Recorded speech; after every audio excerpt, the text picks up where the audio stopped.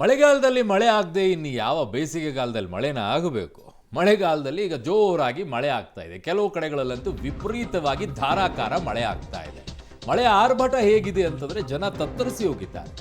ಚಿಂಚೋಳಿ ತಾಲೂಕಿನಲ್ಲಿ ಈಗ ಅವಾಂತರ ಮುಂದುವರೆದಿದೆ. ಕಲ್ಲೂರು, ಮಿರಿಯಾಣ, ಅನ್ವಾರ್ ಸುತ್ತಮುತ್ತ ಭಾರಿ ಮಳೆ ಆಗಿದೆ. ಭಾರಿ ಮಳೆಗೆ ಹಳ್ಳ ಕೊಳ್ಳಗಳೆಲ್ಲ ಉಕ್ಕಿ ಹರಿತಾ ಇವೆ.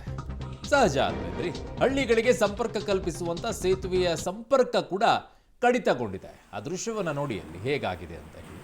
ಅದರ ಮಧ್ಯದಲ್ಲೇ ಕೆಲವೊಂದಿಷ್ಟೂರು ತಮ್ಮದೇ ಆದಂಥ ಒಂದು ಸಾಹಸವನ್ನು ಮಾಡ್ತಾರೆ. ತಾವು ಅದಕ್ಕಿಂತಲೂ ಕೂಡ ತುಂಬ ಪವರ್ಫುಲ್ಲು. ನನ್ನ ಹತ್ರ ಇರುವಂಥ ಗಾಡಿ, ಸೈಕಲ್ಲು ಅಥವಾ ಕಾರು, ಜೀಪು ಎಲ್ಲವೂ ಕೂಡ ಪವರ್ಫುಲ್ ಆಗಿದೆ ಅನ್ನುವಂಥ ಭ್ರಮೆಯಲ್ಲಿರ್ತಾರೆ.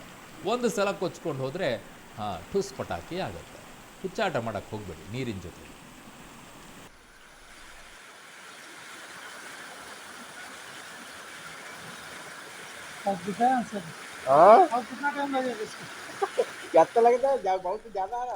ನೋಡಿ, ಮನೆ ಮುಂಭಾಗದಲ್ಲಿರುವಂಥ ಗೇಟಿಂದ ದೃಶ್ಯವನ್ನು ನೋಡ್ತಾ ಇದ್ದೀರಾ ನೀವು. ನೀರು ಯಾವ ರೀತಿಯಾಗಿ ಹರಿತಾ ಇದೆ ಅಂತ ಹೇಳಿ. ಸೊ ನದಿನೇ ಮನೆ ಮುಂದೆ ಬಂದು ಹರ್ಕೊಂಡು ಹೋಗ್ತಾ ಇದೆ ಅನ್ನೋ ರೀತಿಯಲ್ಲಿ ದೃಶ್ಯಗಳು ಕಾಣಿಸುತ್ತೆ ನಿಮಗೆ. ಅದರ ಮಧ್ಯದಲ್ಲಿ ಓರ್ವ ವ್ಯಕ್ತಿ ಆ ರಸ್ತೆ ದಾಟ್ಕೊಂಡು ಈ ಕಡೆಗೆ ಬರ್ತಾ ಇದ್ದಾರೆ. ಬ್ಯಾರಿಕೇಡ್ ಎಷ್ಟು ಚೆನ್ನಾಗಿ ಹೋಗ್ತಾ ಇದೆ ನೋಡಿ. ವಾಹ್, ಬೋಟ್ ಹೋಗೋದೋ ರೀತಿಯಲ್ಲಿ ಬ್ಯಾರಿಕೇಡ್ ಹೋಗ್ತಾ ಇದೆ. ಇದು ನಮ್ಮ ಪೊಲೀಸರ ಬಳಕೆ ಮಾಡುವಂಥ ಬ್ಯಾರಿಕೇಡ್ಗಳು. ನೀರನ್ನು ತಡೆಯೋ ಶಕ್ತಿ ಇಲ್ವೇನ್ರಿ? ಹೋರಾಟಗಾರನ ಹೆಂಗೆ ತಡೆಯುತ್ತೆ ಬ್ಯಾರಿಕೇಡ್? ಕೇಳೋರು ಯಾರೂ ಇಲ್ವಾ ಅಂತ ಈಗ ಪ್ರಶ್ನೆ ಬರುತ್ತೆ. ತುಂಬ ಜನ ಕೇಳ್ತಾರೆ.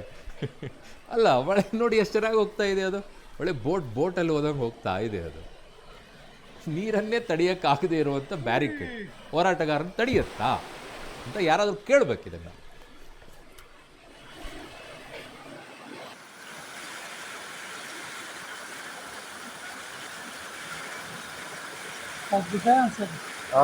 कितना टाइम लगेगा इसको?